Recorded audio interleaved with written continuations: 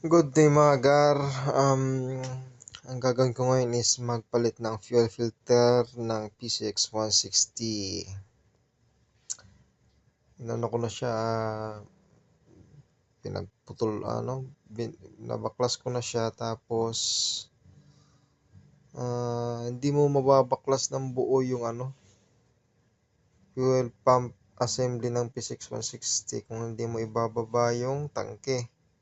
Para hindi ka na ma-hassle, hindi mo kailangan ibaba yung tangke at magbaklas ng buong flarings ng PCX 160. Puputulin mo na lang ito yung sa baba. Yung mga clip na yan, apat yan. Susungkitin mo lang para maghiwalay yung itong head at saka yung holder ng pump, ng fuel pump. Maghihiwalay yan pag nabunot yun ito sa taas, may iiwan to sa baba. Kaya matatanggal nyo na yung floater. Samahan nyo na ng konting ikot hanggang sa matanggal nyo yan. Kasi hindi mo siya matatanggal ng buo. Tutukod dyan sa mga gilid-gilid na itong mataas. Yung pinaka housing niya. Maiwan lang pag naputol yan. Tsaka bunutin nyo pala muna yung wire na apat na yan. Tapos tandaan nyo lagi kung anong posisyon ng wire na yan bago nyo bunutin. Para hindi kayo malito pagbalik ng wire. Tapos ito yung itsura ng tangke. Puro kalawang. At ito yung fuel pump ng PCX 160. Ayan. Kihin. Yung brand niya. Ayan. Tapos ito yung niya. Medyo rough yung housing niya. Tapos yun yung code number. Screenshot nyo na lang yung code number niya.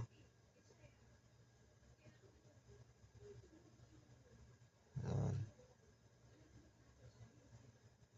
Yung nagsasabing mas maganda daw yung fuel pump ng Click version 2, Click 125 ng version 2.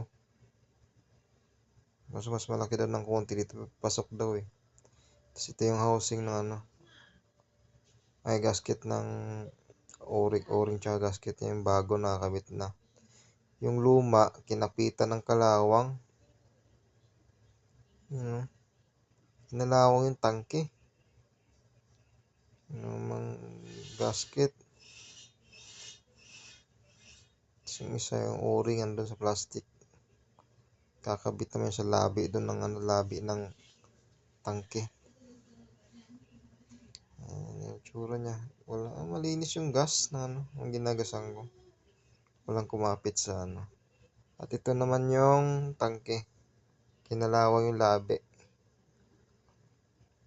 Kaya lilihain ko muna yan. Tas bago ko ikabit yung fuel pump assembly, lalagyan ko na rin ng grasa. Kapal ng kalawang.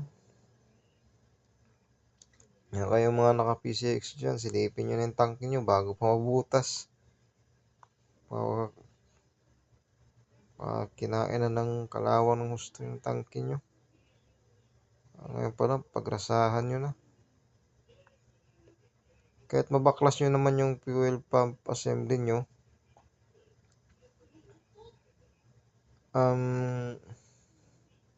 magagamit nyo pa rin naman yung basta bago pa yung motor nyo, magagamit nyo pa rin yung o-ring Hindi nyo kailang bumili. Pagrasahan nyo lang yung labi ng tangke nyo. Kasi grabe kung magkalawang talaga Ang kapal ng kalawang yan. Ang nipis pa naman ang tangke. Pag napabayaan, baka mabubutas na tong tangke na to Kaya bago ko binalik yung fuel pump assembly, ko muna yung ginarasahan para hindi na basta-basta kakalawangin ulit. Ito yung Lumang fuel filter. 34K ang tinakbo. Yan. 34K. Andun na sa bungad yung dumi. Konti lang eh. Malinis pa oh. Tapos yan, mahaba yung steam. Yan yung lagi yung titingnan. Pag bibili kayo fuel filter ng P6 160. Iba talaga yung sa Click 125. Maiksi. Yung steam. Yan yung parang tube steam na yan. Ito, yan yung bago. Hindi siya orig. Mahal ng orig. Punta ako sa Honda Triumph sa may Caloocan, 1.6. 1.6 plus pa yung 1.6. Hindi pa kasama o-ring nun, tsaka gasket.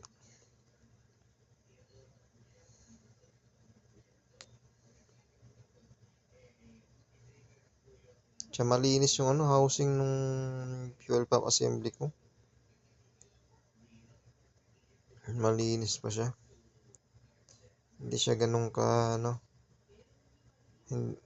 kasi pag may halo yung gas nyo, kumakapit yan dyan sa housing, kung anong kulay na kinakarga nyo, nakakapit dyan. Ito halos walang konting-konti lang. Parang libag lang kumapit eh. Yung may halong gas kasi tagang kulay green, sobrang pula ang housing ng fuel pump assembly.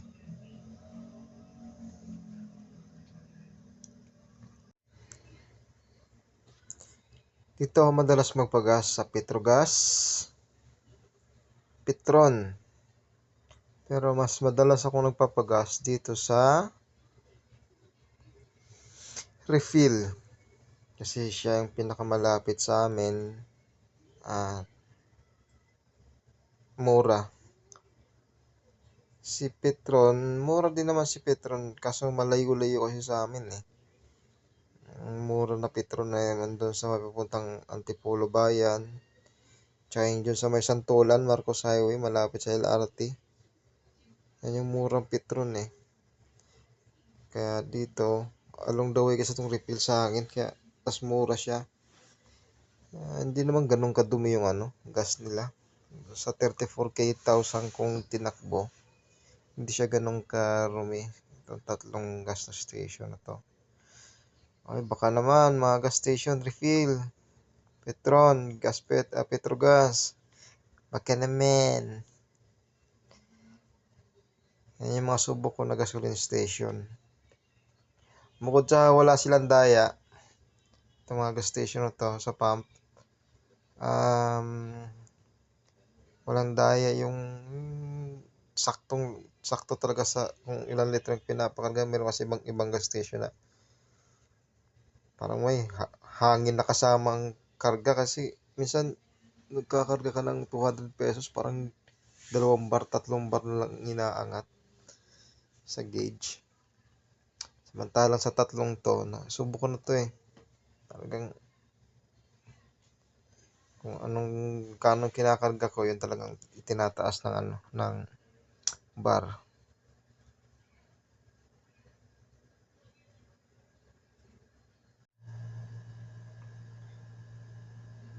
Ito yung bagong fuel filter na nabili ko.